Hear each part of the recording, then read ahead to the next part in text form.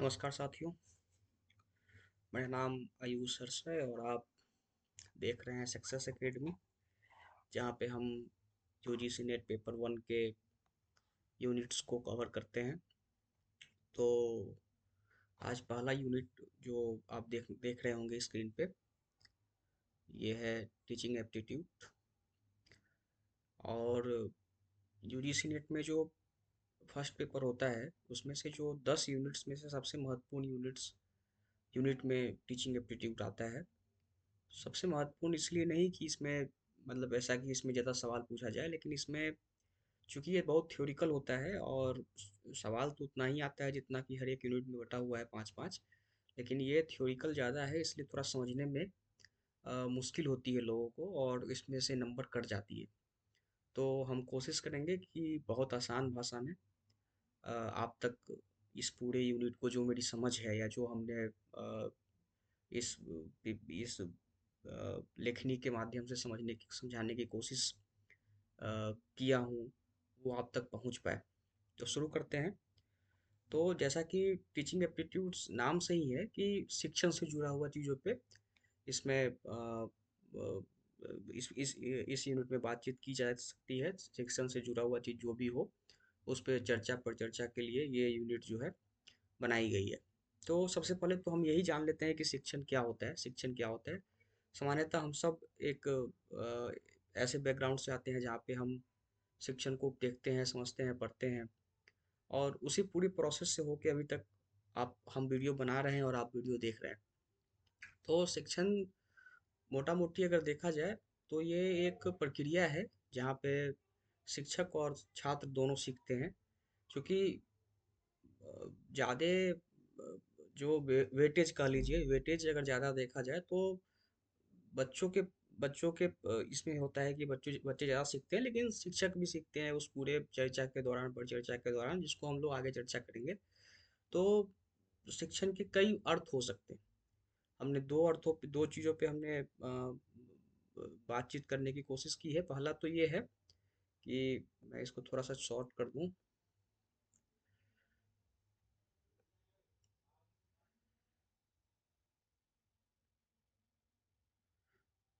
हाँ, तो जैसा कि आप देख सकते हैं कि इसमें परिभाषा लिखी गई है कि शिक्षण केवल जानकारी देने की प्रक्रिया नहीं है, बल्कि एक ऐसा जीवंत संवाद है जिसमें शिक्षक और विद्यार्थी दोनों ही सीखते हैं और बढ़ते हैं।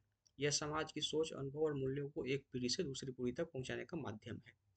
तो एक ब्रॉड परिभाषा ये हो गया कि शिक्षण जो है वो एक समाज की जो सोच है, अनुभव है, जो समाज के मूल्य है, जो समाज की परंपरागत सोच डेवलप हुई है वहाँ से शुरू से लेके अभी तक को दूसरी पीढ़ी तक पहुँचाने का एक माध्यम है। लेकिन ये माध्यम दो प्रकार के हैं। जैसा कि इसमें लिखा गया है फॉर्मल, वस्तुतः तीन प्रकार के हैं। फॉर्मल, जिसको औपचारिक शिक्षा बोलते हैं। दूसरा आप देखेंगे कि नॉन फॉर्मल, अनौपचारिक शिक्षा। और तीसरा इनफॉर्मल, अनियोजित शिक्षा या अप्रत्याशित शिक्षा। तो फॉर्मल शिक्षा क्या होता है, मतलब फॉर्मल एजुकेशन क्या होता है, इस पे थोड़ा अगर देख लें तो जिस प्रक्रिया के माध्यम से हम सब अ, स्कूल करते हैं, कॉलेज करते हैं, विश्वविद्यालय में जाते हैं, सबसे जो जो हमने कक्षा कक्षा में जाके पढ़ाई करते हैं, फिर हमें जो सर्टिफिकेट दी जाती है या जो हमें परसेंटेज मिलता है, उस पूरे प्रक्रिया के दौरान जो हम सीखते हैं उसी को वस्तुतः फॉर्मल एजुकेशन कहते हैं। जैसा कि आप यहाँ पे देख सकते हैं कि नियमित स्कूल जाके, कॉलेज, विश्वविद्यालय जाके जो चीज़ हम हासिल करते हैं, जो ज्ञान हम हासिल करते हैं, उसको फॉर्मल एजुकेशन कहते हैं। इसकी जो विशेषताएं होती है साथियों, ये चीज़ ध्यान देने की है कि जो यूजीसी जो सवाल पूछता है, जो नेट सवाल पूछता है, उसमें वो सीधा फॉर्मल एजुकेशन नहीं पूछेगा आपसे, है ना। वो आपसे ये पूछ देगा कि बताइए किस किस शिक्षण में जो है पाठ्यक्रम तय होता है, या किस शिक्षण में समय और स्थान जो होता है तय होता है, और जहाँ पे आपको समय और स्थान की पर जाके आपको शिक्षण प्राप्त करनी होती है। तो आप ये जो हर एक पॉइंटर है, इसको आपको बड़े ध्यान से समझना पड़ेगा कि शिक्षण जो है, फॉर्मल शिक्षण, औपचारिक शिक्षा, उसमें क्या विशेषता है। ये तो है कि हम स्कूल जाते हैं, कॉलेज जाते हैं, तभी हमें जो डिग्री मिलता है वो सब ठीक है। लेकिन इसकी विशेषताएं क्या है कि इसमें जो करिकुलम होता है वो तय होता है और फिक्स्ड होता है। उसी करिकुलम को पढ़ के हमको डिग्री लेना है, और हम जैसे कई लोग या हम हमारे क्लास में जितने भी सभी लोग होंगे, वो सब या हमसे पहले या हमारे बाद सभी उस पूरे प्रोसेस को पूरा करके ही उस शिक्षण को हासिल कर पाएंगे। तो उसमें पाठ्यक्रम तय होता है, समय और स्थान तय होता है, जैसा कि आप हम सब देखते हैं कि हर एक 6 माही पे एक एग्जाम होता है, 3 माही पे एग्जाम होता है, इस तरीके से स्थान तय होता है कॉलेज और विश्वविद्यालय का। और ये सारी चीज़ों के होने के बाद हमें डिग्री या प्रमाण पत्र मिलता है। और ये जब हम पढ़ते हैं, मतलब जब हमें इस पूरे प्रक्रिया के दौरान जब उसमें हम पार्टिसिपेट करते हैं, तो जो प्रशिक्षित शिक्षक होते हैं वही पढ़ाते हैं, मतलब जो जिनके पास डिग्री होता है, या जो पढ़ी मतलब जो मापदंड सरकार ने बनाई है उसको जो फुलफिल करते हैं वही हमें पढ़ाते हैं। और शिक्षा जो है वो क्रमबद्ध और संस्थागत होती है, मतलब एक पूरी प्रक्रिया के माध्यम से, या ऐसा आप कह लें कि उसमें जो एक कमेटी होती है जो उस पूरी व्यवस्था को निगरानी रखती है, पूरी व्यवस्था को देखती है, उसको और कैसे बेहतर बनाया जाए उस पर रिसर्च करती है। मतलब एक संस्थागत होती है कि मतलब कोई शिक्षण संस्थान अपने इच्छा से उसमें कुछ फेरबदल नहीं कर सकता है, उसके लिए पूरे एक पूरी एक व्यवस्था होती है। उदाहरण के रूप में जैसा कि हमने पहले बताया कि स्कूल में जो पढ़ाई होती है 1 से 12 तक, कॉलेज विश्वविद्यालय की पढ़ाई, मेडिकल इंजीनियरिंग की पढ़ाई ये होती है। नॉन फॉर्मल एजुकेशन जो है, अनौपचारिक शिक्षा, ये जैसे कि आप देख सकते हैं कि भारत में पहले जो है फॉर्मल एजुकेशन ही हुआ करता था, मतलब एक संस्थागत एजुकेशन के नाम पे, शिक्षा के नाम पे। लेकिन जो भारत के कुछ विद्वान हुए उन्होंने सोचा कि इसमें कुछ और चेंज किया जाए, इसमें थोड़ा सा इसको और लचीला बनाया जाए, है ना।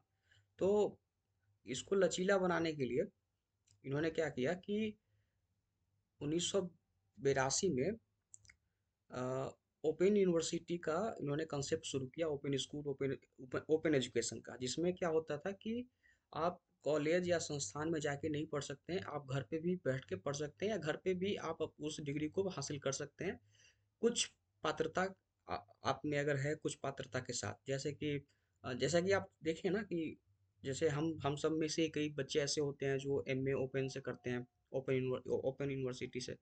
तो जहाँ पे उनको कॉलेज जाने की ज़रूरत नहीं होती, सिर्फ एग्ज़ाम देते हैं, बाकी वो सारा कुछ घर से ही करते हैं। तो उसी को इंट्रोड्यूस किया गया था 1982 में। इग्नू जैसी संस्थान का स्थापना शायद 1985 के आसपास हुआ है। तो अनफॉर्मल जो एजुकेशन है वो वही है जिसमें कि लचीलापन ज़्यादा रहे, किसी भी उम्र के व्यक्ति अ, शिक्षा ग्रहण कर सकते हैं। सर्टिफिकेट कभी कभी हो भी सकता है, कभी कभी नहीं भी हो सकता है, कई तरह की स्किल कोर्स चलते हैं।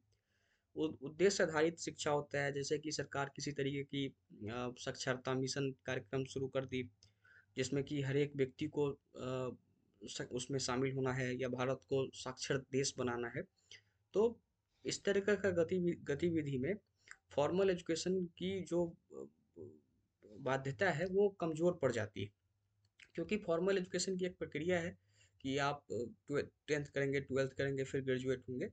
तो अगर साक्षरता मिशन जैसा कि सरकार चला रही थी या चलाती है, तो उसमें इस तरीके के उद्देश्यों को जोड़ा जाता है, या कौशल विकास, जैसे पिछले 2016-17 में मोदी सरकार ने कौशल विकास कार्यक्रम शुरू किया, तो उसमें भी इस तरह का चीज़ें अनौपचारिक शिक्षा को उसमें लाया जा सकता है, और ये समाज की ज़रूरतों के अनुसार चलती है। तो आप साथियों ये जो पॉइंटर्स हैं ना, इसको अच्छे से समझ लीजिए, क्योंकि सवाल जो है इसी के आसपास डायरेक्ट कभी नहीं पूछेगा, क्योंकि अब जो स्टैंडर्ड हो गया है यूजीसी का वो थोड़ा सा अपर लेवल पे चला जा रहा है, तो वो पॉइंटर्स में से पूछते हैं या वो और डीप जाके पूछते हैं।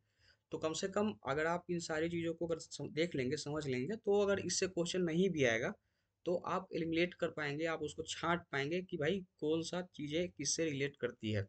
उदाहरण के रूप में देख लिया जाए तो वही साक्षर भारत मिशन, महिला शिक्षा केंद्र, व्यावसायिक शिक्षण, जो भी ओपन स्कूल्स इस तरीके का है। और तीसरा जो है वो अनियोजित शिक्षा जिसको बोलते हैं, इनफॉर्मल। ऊपर हमने देखा है नॉन फॉर्मल और इनफॉर्मल। इनफॉर्मल क्या होता है साथियों, कि जो ये शिक्षा व्यवस्था है वो तो अभी हम देख रहे हैं लगभग 200 और 250 वर्ष पहले का है, लेकिन इससे पहले भी एक व्यवस्थाएं थी भारत में हर एक जगह पे जहाँ पे शिक्षा को प्रसारित किया जाता था, या अभी भी अगर हम देखें तो बहुत सारी चीज़ें ऐसी होती है जो हम अपने जीवन के अनुभव से सीखते हैं, परिवार से सीखते हैं, समाज से सीखते हैं, दोस्तों से सीखते हैं, आसपास के लोगों से सीखते हैं, तो उसको जो है ना वो इनफॉर्मल शिक्षण बोलते हैं। इसमें ना कोई कोर्स होता है, इसमें कोई मतलब ना शिक्षक होता है, प्रत्यक्ष रूप से कोई शिक्षक नहीं होता है, ना कोई संस्था होती है। जीवन भर चलने वाली प्रक्रिया है, अनुभव और व्यवहार से सीखते हैं। जैसे कि एक उदाहरण से आप समझ लें कि हिंदी प्रदेश में जन्म जन्म लेने वाला बच्चा हिंदी ही बोलता है।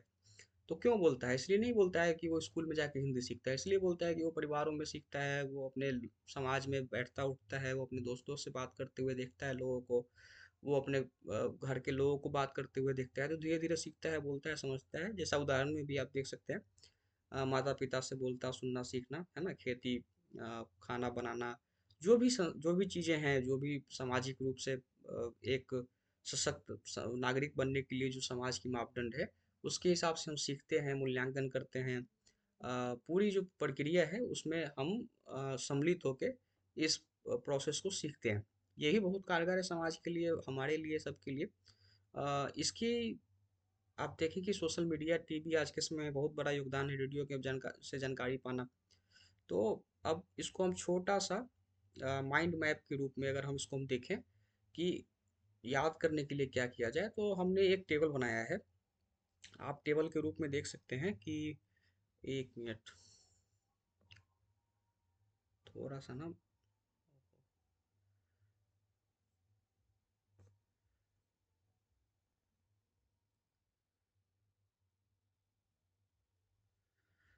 इसको हमने पॉइंटर के रूप में बड़ा कर लेना है।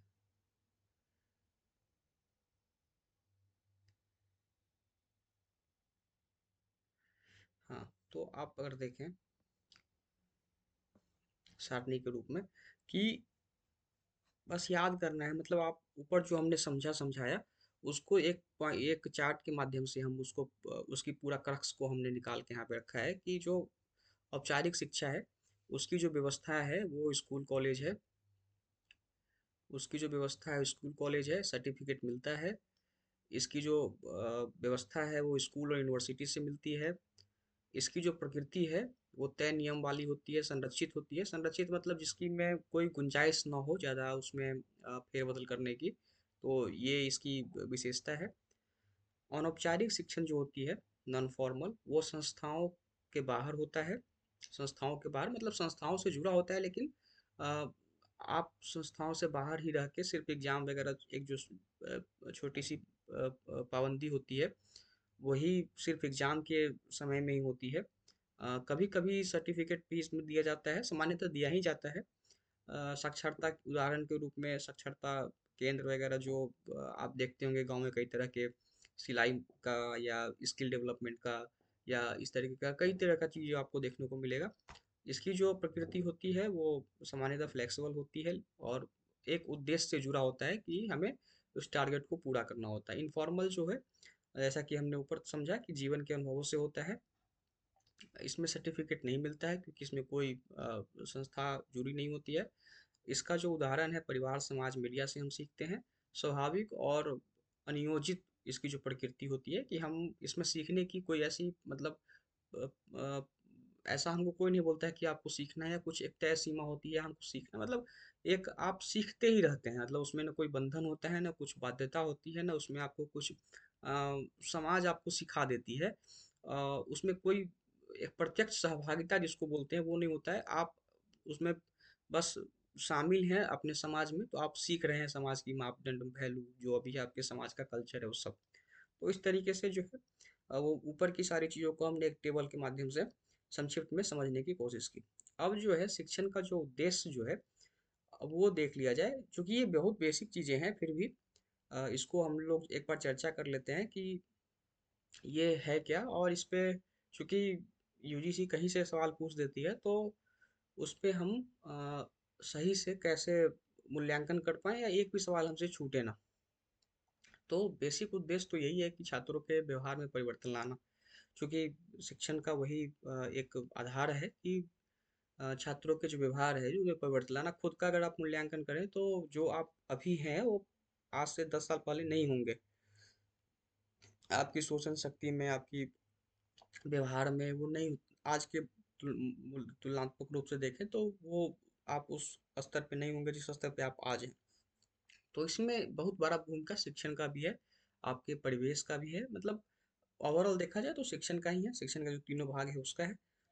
तो शिक्षण का मुख्य उद्देश्य जैसा कि यहाँ पे लिखा हुआ है कि सकारात्मक परिवर्तन जो है, सकारात्मक परिवर्तन जो है वो व्यवहार में लाना है। अ, अनुशासन, सहयोग, जिम्मेदारी, संवेदनशीलता का विकास करना है। आप जैसे, चूंकि ये एक पूरी मानवीय व्यवहार को विकसित करने की प्रक्रिया है, तो उसी हिसाब से जो है आप इसको देख सकते हैं कि शिक्षण का जो प्राथमिक उद्देश्य है वो छात्रों के व्यवहार में परिवर्तन लाना है। उदाहरण के रूप में आप देखें कि समूह में मिलजुल के कार्य करना, समय पर कार्य पूरा करना, तो इस तरीके का चीज़ें जो है आप इस शिक्षण के उद्देश्य से आप मोटा मोटी आप अंदाजा भी लगाते होंगे।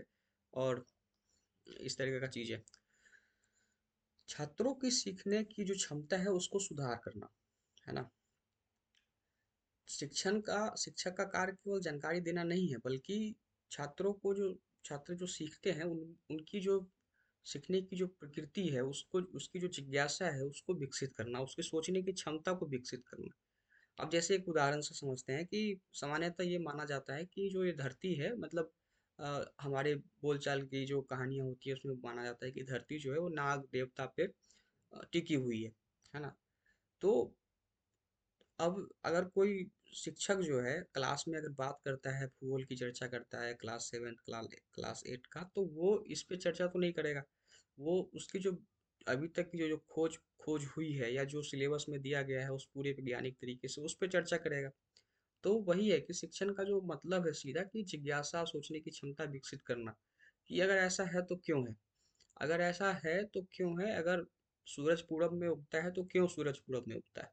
तो इस तरीके की जो सोच है, इसकी जो जिज्ञासा है, इसको उत्पन्न करने की या उसकी विकसित करने की जो क्षमता है, उसी को शिक्षण की दूसरी महत्वपूर्ण भूमिका के रूप में समझा जा सकता है। प्रश्न पूछने, उत्तर खोजने की आदत को विकसित करना उदाहरण के रूप में हम देख सकते हैं। और तीसरा जो है आचरण का निर्माण करना, व्यवहार का निर्माण करना।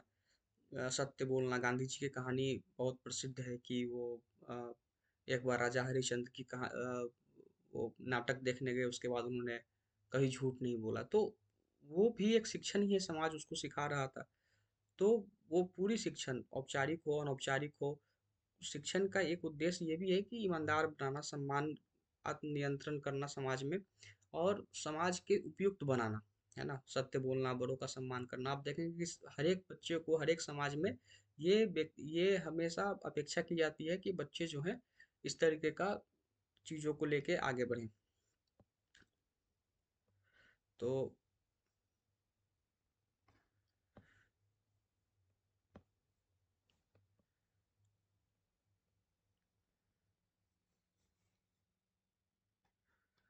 कर्सर कहाँ चला गया।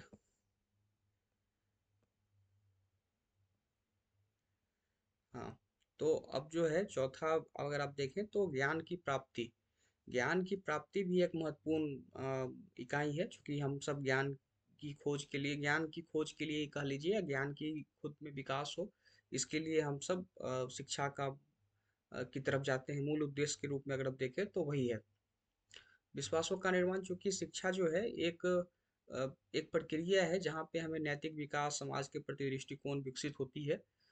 तो ये विश्वासों का निर्माण, जिसे समाज बना रहे, समाज में एक तरीके की विश्वसनीयता विकसित हो लोगों के बीच में, तो ये भी एक महत्वपूर्ण पड़ाव है शिक्षा का। अब जो है, चूंकि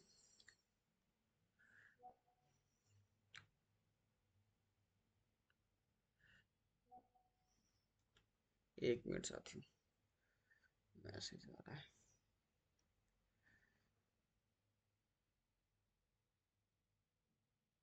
हाँ, तो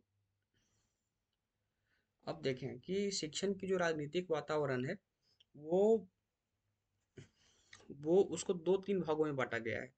अब जैसे राजनीतिक वातावरण क्या होता है कि जिस परिवेश में हम रहते हैं उसकी एक एक जो उसकी चलाने की जो एक प्रक्रिया होती है वो एक तंत्र से चलता है। तंत्र क्या होता है कि तंत्र एक व्यवस्था होती है जिसको जिससे लोग मतलब उसमें ऐसा आप समझे कि जो समाज होता है उसको चलाने के लिए एक व्यवस्था होती है जिसको हम तंत्र कहते हैं। अब ये कई प्रकार के होते हैं, ऑटोक्रेसी, डेमोक्रेसी। तो इसी तरीके से शिक्षण के भी ना, शिक्षण शिक्षण के भी राजनीतिक वातावरण को अगर देखें तो उसमें भी ये कई प्रकार के होते हैं। मुख्य रूप से तीन प्रकार के हैं। एक तंत्र, जिसको ऑटोक्रेसी बोलते हैं, दूसरा लोकतंत्र, और तीसरा जो है वो हस्तक्षेप रहित शासन। ये सबसे महत्वपूर्ण है ये टॉपिक, इस सवाल बहुत आते हैं, तो इस पे हम थोड़ा देख लेते हैं कि शिक्षण जो है, अ, एक तंत्र शिक्षण क्या होता है। मोटा मोटी अगर आप देखें कि एक तंत्र शिक्षण ऑटोक्रेसी क्या होता है, इसमें पूरा नियंत्रण शिक्षक के पास होता है। जैसे कि हम बच्चों के क्लास में देखते हैं, जब बच्चे को क्लास 1 2 नर्सरी एलकेजी वगैरह में देखती हूँ कि शिक्षक पूरा नियंत्रित करके रखता है ऑटोक्रेसी के रूप में। वो उस पूरे क्लास को संचालित करता है। छात्र जो हैं इस ऑटोक्रेसी में केवल आज्ञाकारी भूमिका निभानी होती है उनको।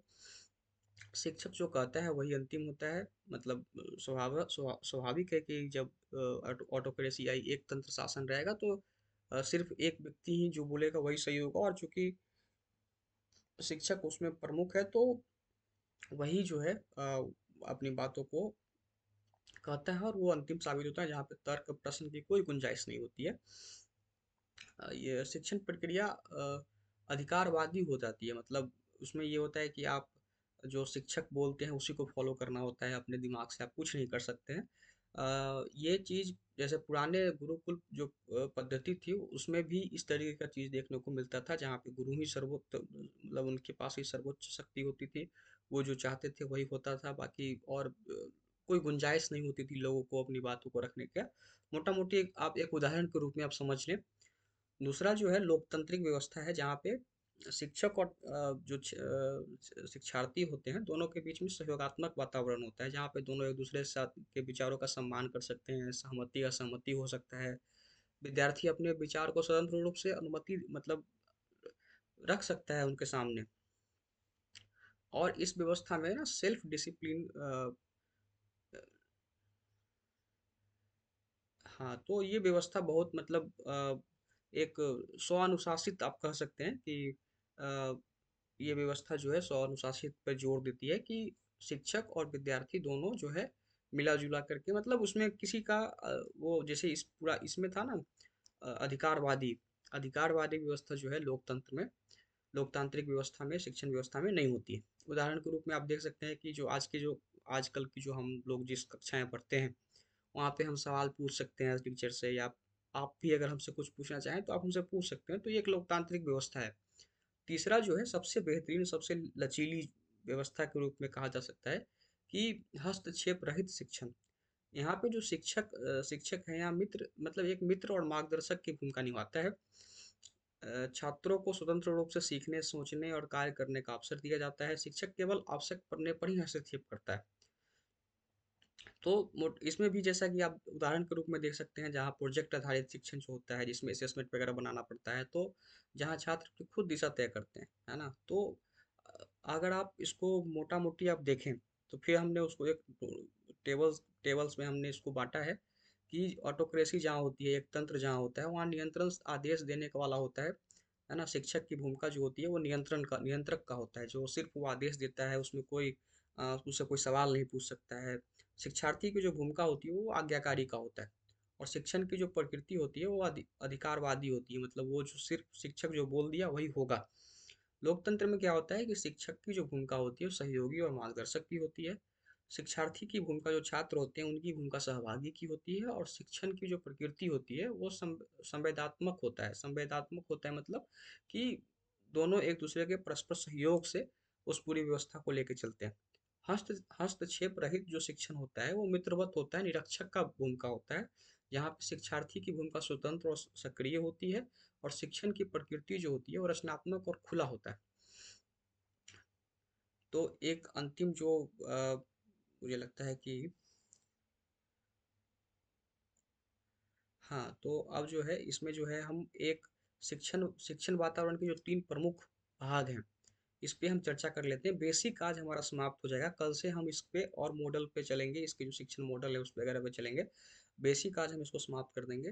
देखिए, शिक्षण वातावरण का 3 भाग है।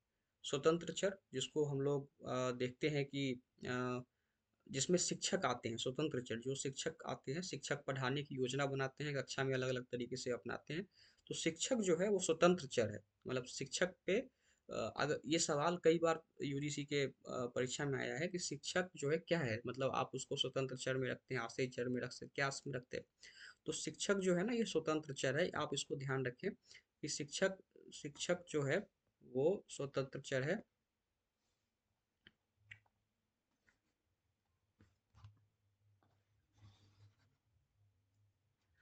हाँ, शिक्षक जो है वो स्वतंत्र चर है। और ये जो है, मतलब आप ये ऐसा समझे ना कि शिक्षक किसी पे आश्रित नहीं होता है, हम लोग शिक्षक पे आश्रित होते हैं, किसी टीचर ये पढ़ाएंगे तो हम सीखेंगे। तो अगर हम टीचर पे आश्रित होते हैं तो टीचर तो स्वतंत्र हैं ही, क्योंकि वो किसी पे आश्रित नहीं है। वो बच्चे जाएंगे, जाएगा तो पढ़ाएंगे, नहीं जाएगा तो नहीं पढ़ाएंगे। उन पे कोई मतलब ऐसा नहीं है कि वो बच्चे नहीं जाएगा तो उन पे बाध्यता है कि वो पढ़ाएं, या वो किसी और पे आश्रित है कि उनसे उनको नोट्स मिलेगा, उनसे वो सीखेंगे फिर हमको पढ़ाएंगे, ऐसा तो उनको है नहीं। तो शिक्षक जो है वो स्वतंत्र है। तो हम, चूंकि छात्र अगर शिक्षक पे आश्रित हैं तो छात्र आश्रित चर हो गए, डिपेंडेंट वेरिएबल्स हो गए। छात्र जो है अपने शिक्षक पे निर्भर रहते हैं, वो शिक्षक द्वारा बताए गए गतिविधि करते हैं, उसी के अनुसार सीखते हैं। तो शिक्षक स्वतंत्र चर हो गए, छात्र जो है आश्रित चर हो गए। और तीसरा जो है हस्तक्षेप चर, है ना, इंटर। तो आप उसको नज़रअंदाज करेंगे। तो हस्तक्षेप चर जो है, इसमें जो है, चूंकि शिक्षक और छात्र अलग अलग हो गए, शिक्षक स्वतंत्र चर, छात्र जो है आश्रित चर। तो हस्तक्षेप चर जो हो गया, जिसमें हो गया शिक्षण विधियां हो गया, तकनीकी साधन हो गया, पाठ्य सामग्री हो गया, जो शिक्षक और छात्र को बीच में सीखने में का माध्यम बनते हैं, जैसे किताबें, प्रोजेक्टर, वीडियो और समूह कार्य। तो मोटा मोटी आप अगर देखें तो जो शिक्षण का जो 3 मुख्य भाग है, वो स्वतंत्र चर, आश्रित चर और हस्तक्षेप चर, है ना। स्वतंत्र चर कौन हो गया? स्वतंत्र चर जो शिक्षक है वो हो गया। आश्रित चर कौन हो गया? छात्र हो गया, जो शिक्षक पे आश्रित है, उनकी बनाई गई गतिविधियों को करने के अनुसार जो सीखता है। हस्तक्षेप चर क्या हो गया? हस्तक्षेप चर वो हो गया जिसमें शिक्षक और छात्र को जोड़ के रखता है, जैसे किताबें। तो किताबें शिक्षक और छात्र को जोड़ता है, शिक्षक पढ़ाते हैं, छात्र उसको जाके समझते हैं, पढ़ते हैं। प्रोजेक्टर, समूह कार्य, वीडियो, कई मतलब जो भी आपको दिखता है क्लासरूम में, जो शिक्षक और छात्र को जोड़ के रखता है, वो हस्तक्षेप चर उसको हम कहते हैं। तो साथियों, आज के लिए बस इतना ही। कल हम इसकी जो मूल चीज़ें हैं उस पे हम लोग चलेंगे, जहाँ पे हम शिक्षण के मॉडल के पर चर्चा करेंगे। शिक्षण का जो आदर्श चीज़ें हैं उस पे चर्चा करेंगे। कई तरह के जो थिंकर हैं जिन्होंने अपनी अपनी बातों को कहा है, उस पे हम लोग चर्चा करेंगे। तो आज बेसिक चीज़ें था, इसमें कुछ बड़ी ऐसा नहीं है जो कुछ नया आप सीखे होंगे। कॉमन सेंसियल चीज़ें हैं जो आप पढ़ के भी अपने आप से समझ सकते हैं, लेकिन चूंकि हम शुरू कर रहे हैं तो हमें बताने की जो जिम्मेदारी है उसको हम पूरा करना है हमें। तो आज भी बहुत बेसिक चीज़ें थी, उदाहरण के रूप में आपने सब कुछ समझा, देखा, समझा। उम्मीद करते हैं अच्छा लगा होगा, क्योंकि ये पूरा वीडियो मैंने पहली भी क्लास में बताया था कि हिंदी माध्यम के बच्चों के लिए है, छात्रों के लिए है। क्योंकि उनके लिए अभी तक कुछ ऐसा मुझे दिख नहीं रहा है, ना ही दिखा है पहले, कि कोई स्पेशल उनके लिए कोई संसाधन इकट्ठा किया जाए, जो उनको मदद करे। तो उसी उसी गैप को हम देखते हुए हमने सोचा कि कोई थोड़ा सा मेहनत हम करके कुछ नोट्स बना के, कुछ जो भी हमारे नोट्स पहले के हैं या फिर जो भी लगता है कि उसको और अच्छे से प्रेजेंट किया जाए, तो उसके माध्यम से हमने एक पहल शुरू की है। क्योंकि मेरी पहली वीडियो है, मतलब मैं पहली बार इस तरह का कुछ इनिशिएटिव मैं कर रहा हूँ, तो बहुत तरह का चीज़ आपको लगेगा कि मुझसे नहीं हो पा रहा है, या फिर लगेगा कि थोड़ा सा और इम्प्रूवमेंट की ज़रूरत है, जो कि मुझे भी लगता है। तो धीरे धीरे आ जाएगा, आप मेरे साथ बने रहिए। और हम कोशिश करेंगे कि आपको हर एक चीज़, क्योंकि ये बहुत सामान्य सी चीज़ें हैं तो इसमें समझने का ज़्यादा नहीं है। यहाँ समझने की ज़्यादा महत्वपूर्ण महत्वता होगी, वहाँ पे हम सब मिलके अच्छे से उस पर चर्चा करेंगे, उसको और अच्छे से समझाने की कोशिश करेंगे। बहुत बहुत धन्यवाद, शुक्रिया, आप हमसे जुड़े रहें। और अगर आपको लगता है कि सपोर्ट करना चाहिए तो हमारे चैनल को सब्सक्राइब कर दीजिए, लाइक कर दीजिए, कुछ लगे तो कमेंट भी कर दीजिए। बहुत बहुत धन्यवाद, शुक्रिया।